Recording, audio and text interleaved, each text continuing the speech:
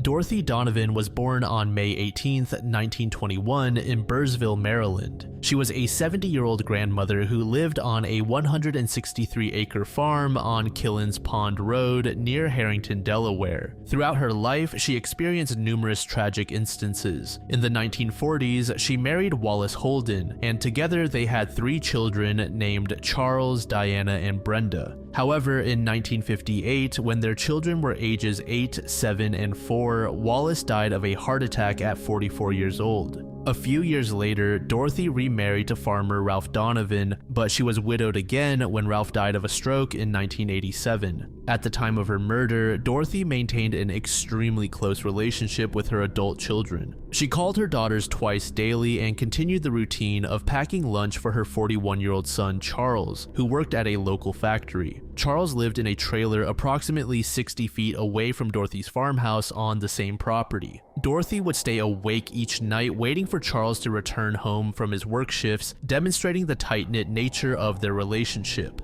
The evening of Saturday, June 22, 1991 began as normal for Charles Holden, though it would become the most harrowing night of his life. Charles had completed his regular shift that ran from 4 p.m. to midnight at his factory job. Every night, Dorothy would stay awake waiting for Charles to return home. After clocking out shortly before midnight, Charles made an irregular out-of-routine decision. Around 12:30 a.m. on Sunday, June 23, 1991, he stopped at the Hardee's restaurant located at the intersection of US Highway 13 and State Highway 14 in Harrington. Charles wanted to grab a quick meal before heading home. He ordered coffee and a hamburger. As Charles returned to his vehicle in the Hardee's parking lot, a stranger approached him. The man was African American, described as being in his late 20s to early 30s, approximately 5 feet 8 inches in height with a slender build. He had a pockmarked face and wore distinctive plastic-framed glasses with oversized lenses that would later prove crucial in his identification. The man's overall appearance suggested someone who had been living rough, and witnesses would later note that he appeared to be under the influence of substances. The hitchhiker approached Charles with what seemed like a genuine plea for help.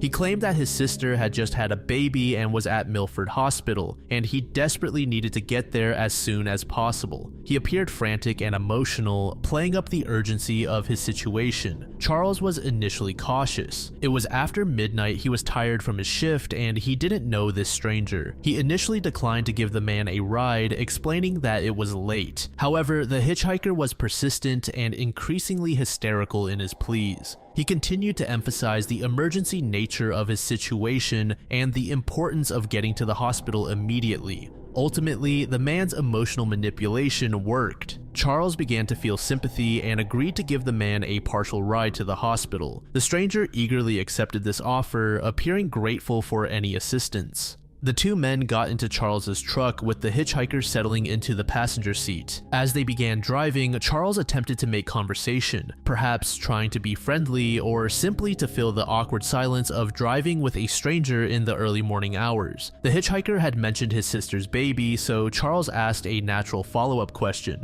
"How long has your sister been pregnant?" This innocent question seemed to catch the hitchhiker off guard, and Charles immediately began to sense that something was wrong with the man's story. The hitchhiker's response was evasive and inconsistent, causing Charles to start having second thoughts about his decision to help. Charles began experiencing what he would later describe as, quote, the whole thought spiral of, oh no, who did I just let into my car, and does he even have a sister? As they drove down the highway, covering approximately 3 miles from the restaurant, the atmosphere in the truck became increasingly tense. Charles was growing more suspicious and uncomfortable, while the hitchhiker may have been sensing Charles's growing wariness. After driving for about 3 miles, Charles reached the intersection of Killens Pond Road and Delaware Route 14, the point where he would normally turn to head toward his home. Charles pulled over and informed the hitchhiker that this was as far as he was willing to take him. In his fury, the hitchhiker grabbed a screwdriver that had been sitting on the floor of Charles's truck. The man began swinging the screwdriver at Charles, attempting to strike him.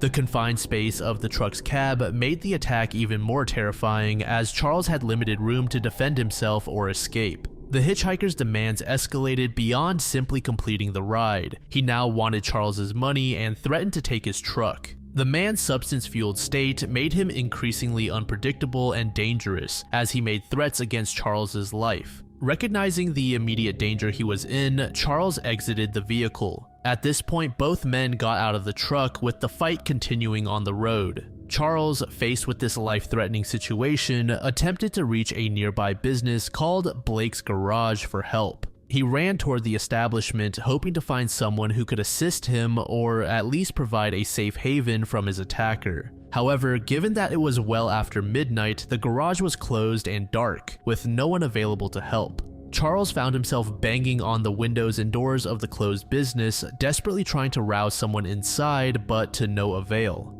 The man pursued Charles to the garage, still wielding the screwdriver and becoming increasingly agitated. He caught up with Charles before he could reach safety, and he continued to threaten to kill him. Faced with the immediate threat of death or serious injury, Charles made a decision. He agreed to the demands, telling him that he would take him wherever he wanted to go and pleading with him to calm down. The man's rage subsided somewhat, and he agreed to return to the truck to continue their journey. As the two men walked back toward the truck, Charles was frantically trying to devise an escape plan. He knew that actually driving the hitchhiker to his destination would likely end in robbery, assault, or worse. When they were yards away from the truck, Charles made his move. He suddenly broke into a sprint toward his vehicle, catching the hitchhiker completely off guard. Charles reached the truck, yanked open the driver's side door, and jumped inside before the hitchhiker could react. He quickly started the engine and began to drive away, leaving his attacker stranded at the intersection. As he drove off, the hitchhiker began running after the truck, still carrying the screwdriver. Charles could see the man in his rearview mirror following him down the road while swinging the screwdriver over his head. However, the hitchhiker could not maintain his pursuit for long. Charles continued driving until he was confident that he had lost his pursuer, finally able to breathe again but still deeply shaken by the encounter. Rather than heading directly home after his escape, he chose to drive around for approximately 20 minutes before returning to his property so that he could be absolutely sure that the attacker wasn't somehow tailing him. Once he finally felt safe enough to return home, he drove toward his trailer, which was located approximately 60 feet away from his mother Dorothy's farmhouse. As he approached his residence, he was horrified to see a figure that looked disturbingly familiar. The same hitchhiker he had just escaped from was now prowling around his property.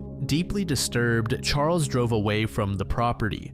At approximately 1:19 a.m., he called Delaware State Police from a payphone at the Hardee's restaurant where the incident had begun. He explained the situation about the attacker roaming his residence, but authorities treated it as a low priority. This decision would turn out to have tragic consequences. As a result, police did not arrive at the scene until 3 a.m., nearly 2 hours after the initial call. Shortly after the investigation commenced, Charles's mother Dorothy was found dead. Officials first examined Charles's trailer, which appeared untouched. However, when they approached Dorothy's farmhouse, they discovered that a window in the back door had been shattered, with glass scattered on the ground. Inside the bedroom, they made the horrific discovery of Dorothy Donovan's body. She had been stabbed more than 24 times, with sources indicating approximately 26 to 30 stab wounds in her face, chest, and arms. The medical examiner later determined that she died from massive hemorrhaging caused by multiple stab wounds to the upper torso. Despite the ransacked appearance of the house, nothing had been stolen. Dorothy's purse, which was in plain view and contained cash, remained untouched. Her estimated time of death was around 1 a.m. that morning, and no murder weapon was found at the scene.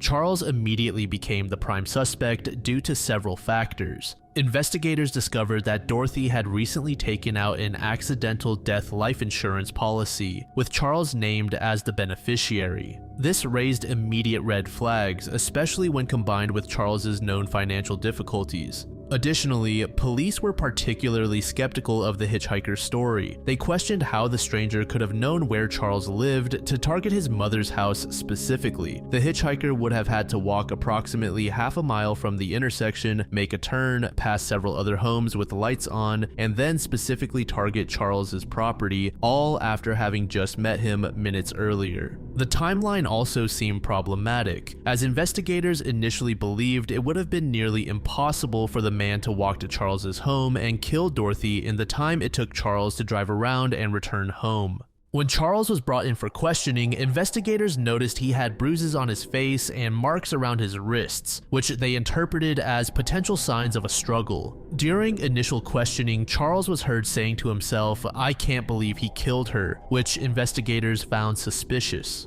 His refusal to take a polygraph test further heightened police suspicions. Despite their suspicions about Charles, investigators discovered crucial physical evidence that didn't match him.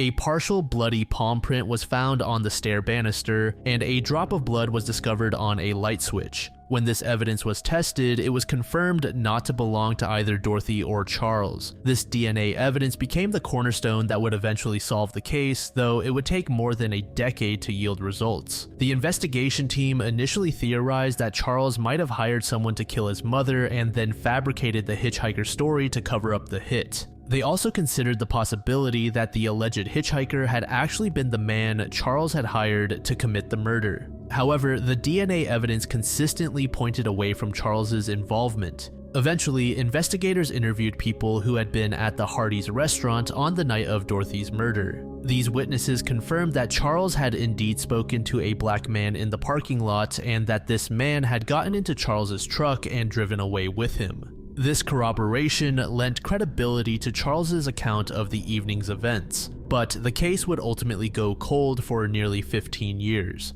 Throughout the investigation, Charles Holden remained under a cloud of suspicion despite the lack of physical evidence connecting him to the crime. The seemingly impossible coincidence of his story made it difficult for many to believe his account of events, leaving him in the difficult position of being the primary suspect in his own mother's brutal murder. The breakthrough in the case came in November 2005, when Delaware State Police entered the DNA evidence from the murder scene into the CODIS system. The results stated that the DNA belonged to 41-year-old Gilbert Cannon of Delmar, Maryland. Gilbert Cannon was a career criminal with an extensive rap sheet that included multiple convictions for theft, robbery, and substance charges. It took police 2.5 months to locate Cannon after receiving the DNA match. He was finally arrested on January 18, 2006 at a Selbyville apartment complex and was charged with first-degree murder. Cannon was held without bail at Sussex Correctional Institution near Georgetown while the case proceeded. When initially questioned about Dorothy's murder, Cannon denied any involvement in the crime. However, when investigators confronted him with the DNA evidence linking him to the scene and Charles's detailed account of giving him a ride that night, Cannon's story began to change. Faced with overwhelming physical evidence, Cannon eventually confessed to murdering Dorothy. Cannon confirmed that every detail of Charles Holden's seemingly unbelievable story was accurate. According to Cannon's statement to Detective Sergeant Keith Marvel, he had been high that night and had asked Charles for a ride to another town where he hoped to obtain more drugs. After their violent altercation at the intersection and Charles's escape, Cannon found himself stranded and under the influence of drugs. He began walking down the road, looking for an empty house where he could shelter for the night and sleep off his substance-induced state. Cannon told investigators that he passed several houses, but they all had lights on, so he avoided those properties. Dorothy's farmhouse was the first dark house he encountered, leading him to believe it was abandoned. That's when he broke into the house by shattering a window pane in the back door. When Dorothy awakened and saw his face, Cannon panicked, fearing she would be able to identify him to police. Still carrying the screwdriver he had taken from Charles's truck during their earlier fight, he put his hands over her mouth and pushed her back onto the bed. Cannon claimed he didn't remember the actual stabbing, saying he only remembered putting his hands over her mouth. However, police believe he stabbed the elderly woman repeatedly in a cocaine-fueled panic. Interestingly, Cannon confirmed that he had no idea the house belonged to the mother of the man who had given him a ride earlier that evening. The connection was purely coincidental. Cannon stated unequivocally that he acted alone and had no prior knowledge of either Dorothy or Charles Holden. Ultimately, in April 2007, Gilbert Cannon pleaded guilty to first-degree murder. Rather than face the death penalty, he was sentenced to life in prison without the possibility of parole. The plea agreement brought closure to a case that had remained unsolved for nearly 16 years and finally vindicated Charles Holden, who had lived under suspicion for more than a decade. .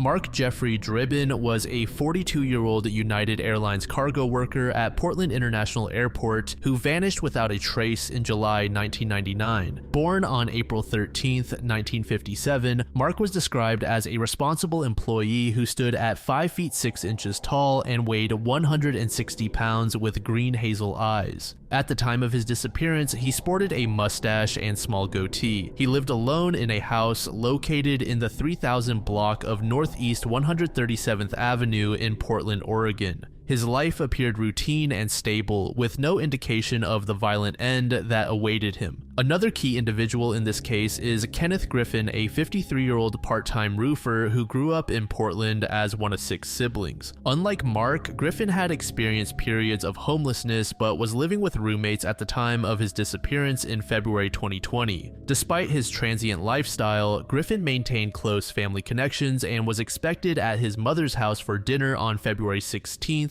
2020. On July 2, 1999, Mark made his last official communication with anyone by calling his employer at United Airlines. He requested the night off due to what he described as a personal emergency. This phone call was completely out of character for Mark, who was known as an exceptionally reliable worker who rarely missed shifts or requested time off unexpectedly. On July 3rd, Mark was last definitively seen at the Eagle Tavern on Southwest 13th Avenue and Burnside Street in Portland. When Mark failed to report for work on July 6th and couldn't be reached by phone, concerned colleagues and family members reported him missing to the Portland Police Bureau. On July 18th, his vehicle was located abandoned near Southeast 43rd Avenue and Division Street in Portland. The location was significant because investigators determined that Mark did not typically frequent this area, suggesting his car had been deliberately moved there. The vehicle's placement indicated premeditation and an attempt to mislead investigators.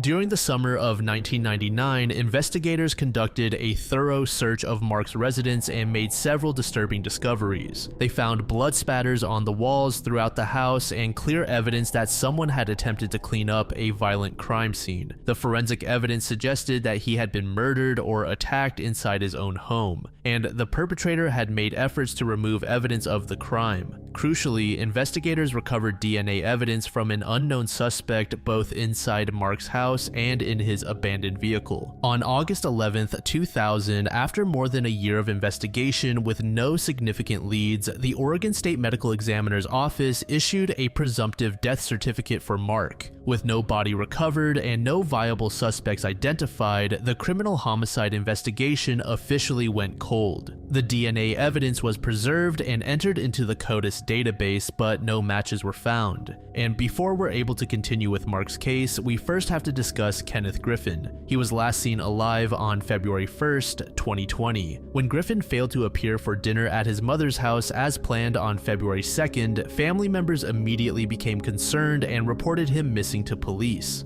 For several months, there would be no sign of the missing man. However, in the midst of an investigation into a man named Christopher Lovrian, officials made a disturbing discovery. On May 19, 2020, detectives conducting a search of Lovrian's shed found Kenneth Griffin's dismembered remains inside 3 plastic totes. The discovery was made possible by an unusual circumstance. Lovrian's attorney at the time had actually invited police to search the outbuildings, advising them to bring a hazmat team. This invitation proved to be the undoing of Lovrian's attempt to conceal Griffin's murder. On May 21st, the medical examiner officially matched the remains to Griffin and his death was ruled a homicide. It was later revealed in court that Griffin and Lovrian had stumbled upon each other at the 82nd Street Bar and Grill. Lovrian was celebrating a gambling win and lured Griffin to his home by offering to share his winnings with him. Back in November of 2019, investigators had already began investigating Lovrian in regards to Mark's death. His first interview occurred just months before Griffin's disappearance, suggesting that the renewed attention on Mark's case may have triggered Lovrian's second murder.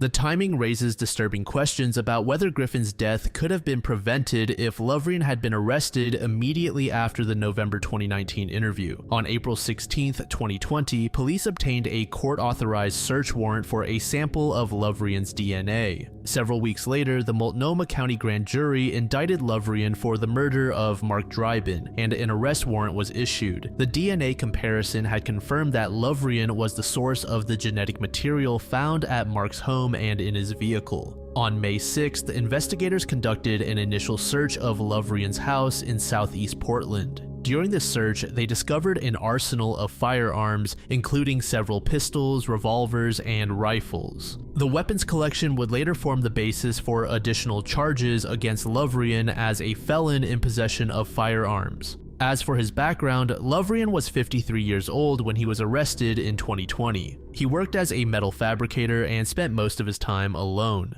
Perhaps most disturbing were Lovrian's own statements about the murders, captured in recorded jail calls and grand jury testimony. In a recorded call to his brother from jail, he ominously stated, "There is more to this than has been revealed, and it's bad." This statement suggested that investigators might have only scratched the surface of his criminal activities. Regarding Mark, according to grand jury testimony, Lovrian claimed he met him at an adult bookstore and had sold him illegal substances on several occasions. Lovrian alleged that Mark made an unwelcome advance, which supposedly triggered the killing. He stated that he disposed of Mark's body on Larch Mountain, though the remains have never been recovered despite searches of the area. As for Griffin, Lovrian stated that he took his life with an axe, then proceeded to shoot him 5 times with a crossbow. Afterward, he took a week off from work and made plans to dispose of Griffin's remains in a river using his boat. However, he claimed he became depressed and never followed through with the disposal plan, instead keeping the remains in his shed. Lovrian callously remarked, "Easy, cheesy, nobody would have known nothing."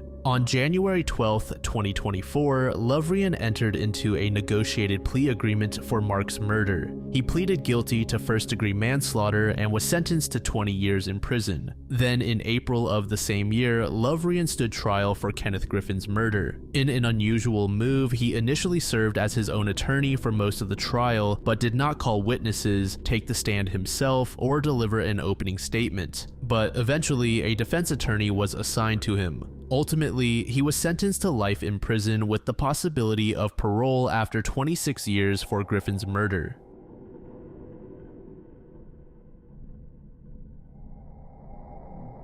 Jerry Holbert was reported missing from Charleston, West Virginia on August 4th, 2003. At the time of his disappearance, Holbert was 64 years old and suffered from dementia. According to police reports, Holbert had intended to visit a relative in Ohio and was believed to have left his residence on foot, walking toward the local bus station with plans to make this journey. Investigators believe that due to his dementia-related confusion, Holbert mistakenly boarded the wrong bus. This single error would set in motion a chain of events that would ultimately lead him hundreds of miles away from his intended destination and result in his death in an unfamiliar location. On the morning of August 11th, exactly 7 days after the disappearance, a woman bicycling through Riverfront Park in Kingsport, Tennessee, made a grim discovery. Along the 1800 block of Netherland Inn Road, she spotted what appeared to be a suspicious object in the Holston River and immediately called authorities. The object was located approximately 20 yards offshore and about 75 yards downstream from the viewing point. When responding officers used binoculars to examine the object more closely, they confirmed that they had stumbled upon human remains. The Kingsport Fire Department's Swiftwater Rescue Team was called to the scene to assist with the recovery operation. The team worked to photograph the remains in their original position before retrieving and relocating them to the shoreline.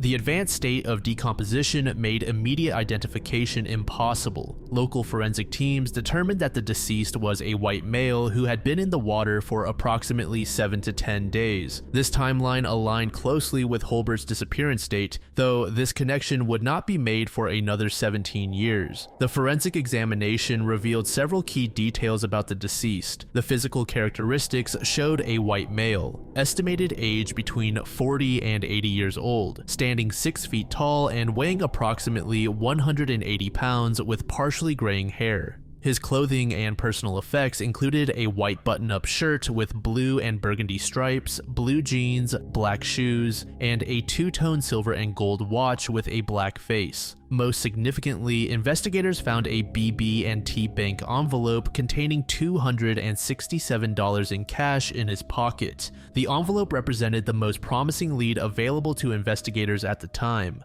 However, this clue would ultimately prove insufficient for identification purposes, as there were no B&T bank locations in Kingsport itself, with the closest branches located in Virginia and other Tennessee cities. The autopsy results determined that drowning was the apparent cause of death, with no indication of trauma or foul play. This finding suggested that whatever led to the man's presence in the river, it was likely accidental rather than the result of criminal activity. By June 2004, a clay model was created to estimate what the deceased may have looked like. This model was then released to the public, however, it did not yield much information. In June 2020, the case took an unexpected turn when a private citizen made an observation that would prove to be the key to solving the mystery. Patty Williams Childress, a private investigator from Jones, Oklahoma, was conducting her own research into missing persons cases as a personal interest. Childress had been systematically reviewing cases in the DNA Doe Project's pipeline when she noticed striking similarities between the Kingsport John Doe case and a missing person report she had encountered. Childress later described the moment of recognition, saying, "When I find a match, I can feel it in my bones and the hair stands up on my arms." The similarities that caught her attention involved the timing, physical characteristics, and circumstances surrounding both the disappearance from Charleston, West Virginia, and the discovery of remains in Kingsport, Tennessee. The 7-day gap between Holbert's disappearance and the discovery of the body was particularly significant. Upon receiving Childress's information, the DNA Doe Project team immediately began building out a comprehensive family tree for the potential match. This process involved extensive genealogical research to identify likely next of kin who could provide DNA samples for comparison. Ultimately, detectives were able to locate and interview a relative of the missing person from Charleston, West Virginia. On August 6, 2020, exactly 17 years and 22 days after the discovery of the remains, the police department was able to announce that the unidentified man had been positively identified as Jerry David Holbert of Charleston, West Virginia. The identification process also provided closure for Holbert's other family members, who had lived with uncertainty about his fate since 2003. The police department expressed hope that this resolution would help bring some measure of peace to his family, friends, and loved ones.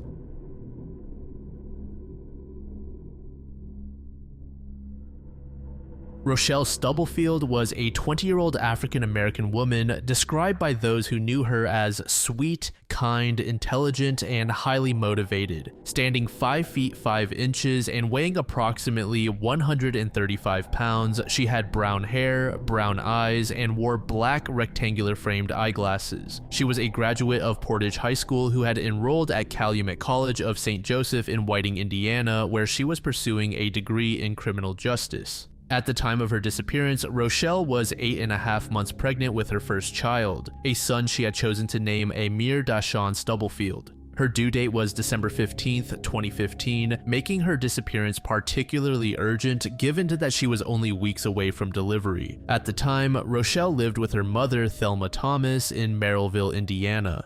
On November 10, 2015, Rochelle followed her normal routine, attending classes during the day. Around 5 p.m., she sent a text message to her mother informing her that she would not be coming directly home after classes because she was planning to meet with Fuller about the baby. This text message would later become crucial evidence in the prosecution's case. After her classes, Rochelle attended a basketball game at Calumet College with friends, which concluded around 9:30 p.m. Following the game, she met Fuller at Williams Elementary School in Gary, Indiana, a location that abutted his residence at the time. This meeting would be the last time anyone would see Rochelle alive. When she failed to return home as expected, her mother attempted to contact Fuller, who claimed he had not seen Rochelle and suggested she had probably gone to Atlanta. On November 12, 2015, Thomas reported her daughter missing to authorities. The initial investigation was assigned to Lieutenant Robert Morgan of the Merrillville Police Department. During the early stages of the investigation, police discovered Rochelle's abandoned car in Gary, Indiana, near the Dory Miller housing complex. Nearby, investigators found disturbing evidence. Her broken eyeglasses, shoes, and asthma inhaler were all scattered on the ground. Since her disappearance, there had been no activity on her bank account or phone, indicating she had not voluntarily disappeared. Fuller, a 25-year-old former U.S. Army soldier stationed at Fort Knox, Kentucky, was quickly identified as a person of interest. Between November 16th and November 20th, 2015, Lieutenant Morgan spoke with Fuller by telephone, explaining that he was investigating a missing person case and needed to interview him. During these conversations, Fuller exhibited behavior that would later be seen as suspicious. He denied being Rochelle's boyfriend or the father of her unborn child, despite evidence suggesting otherwise. He claimed Rochelle had wanted to go to Atlanta and arranged to come to the police station for an interview. The case took a dramatic turn on November 20th when two of Fuller's cousins contacted police with shocking information. Andrew Barnes, one of Fuller's cousins who lived in Missouri, reported to local law enforcement that Fuller had called him and confessed to killing a woman who was 8 months pregnant with his child. According to Barnes, Fuller admitted that after unsuccessfully attempting to stab Rochelle in the temple, he had choked her to death. Fuller allegedly told his cousin that his motive was financial, as he didn't want to pay child support. Furthermore, Fuller claimed he had buried her body at an elementary school in Gary. Gary Police Commander Edward Gonzalez obtained a recorded statement from Barnes, and detectives immediately conducted a search of Williams Elementary School. During this initial search, investigators discovered Rochelle's shoes in a wooded area next to the school's playground and observed an area of ground that appeared to have been disturbed. They also found a shovel nearby, though the frozen ground prevented immediate excavation. The investigation revealed another crucial witness named Valley Alexander, who was Fuller's girlfriend at the time of the disappearance. Alexander told investigators that Fuller had asked her to pick him up at Williams Elementary School on the night of Rochelle's disappearance. As Alexander drove Fuller away from the school, she witnessed him throwing several of Rochelle's personal items out of the car window, including her laptop computer and identification. These items were discarded in the same area where investigators later found Rochelle's glasses and shoes. Fuller then hid in the basement of Alexander's parents' house for several days. While hiding at Alexander's house, Fuller made additional incriminating statements. He told Alexander that he had killed Rochelle at the park by choking her because she had been stalking him. Fuller also sent text messages to his cousin Barnes about getting rid of the body. Based on the information provided by Fuller's cousin, law enforcement conducted multiple extensive searches of the Williams Elementary School grounds. On November 22nd, Barnes traveled from Missouri to Indiana, where Commander Gonzalez interviewed him. Jeff Kish, a former Gary firefighter and certified cadaver dog handler, was called to the school on August 25th, 2016 to conduct a cadaver search. His dog, Bane, indicated the presence of human remains in the wooded area. Detective Jeremy Ogden of the Metro Homicide Unit organized additional dog searches in 2017, during which several dogs indicated the presence of human remains in the same general area. In March 2023, detectives conducted another canine search and 3 dogs indicated the presence of human remains within a 10-foot circle in the wooded area next to the playground. Despite these consistent indications from multiple trained cadaver dogs over several years, 2 subsequent excavations failed to recover any human remains. For nearly 5 years, the case remained essentially dormant. While investigators never officially closed the case, they lacked sufficient evidence to proceed with charges against Fuller. The circumstantial nature of the evidence, combined with the absence of Rochelle's body, created significant prosecutorial challenges. The breakthrough came in 2019 when the investigators re-interviewed Valley Alexander, Fuller's former girlfriend. This time, Alexander provided a formal statement detailing Fuller's admissions and her observations of his behavior immediately following Rochelle's disappearance.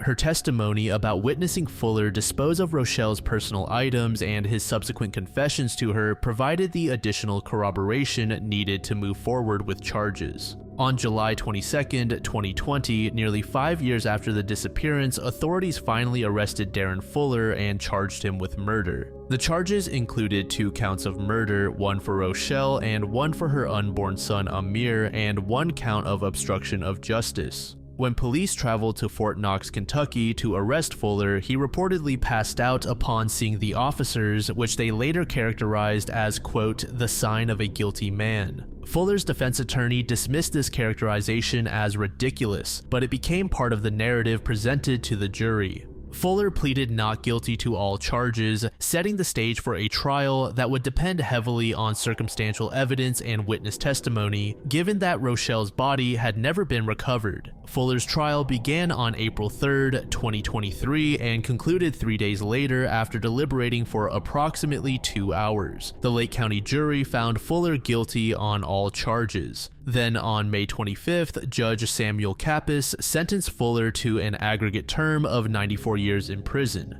Following his conviction, Fuller's defense team filed motions for a new trial, arguing that the guilty verdicts were against the weight of the evidence and that Fuller had been denied his right to due process due to the loss of key evidence. They contended that the case relied too heavily on potentially unreliable witness testimony and that the missing physical evidence could have provided exculpatory information. In October 2023, Judge Kappas denied Fuller's motion for a new trial. The court ruled that the circumstantial evidence sufficiently pointed to Fuller's guilt and that the state had met its burden of proof beyond a reasonable doubt. The judge found no merit in the defense's arguments about due process violations or the reliability of witness testimony. Despite Fuller's conviction, the most heartbreaking aspect of this case remains unresolved. Rochelle's body has never been found. Her family continues to hope that someday they will be able to lay her and baby Amir to rest properly, but years of extensive searches have yielded no remains.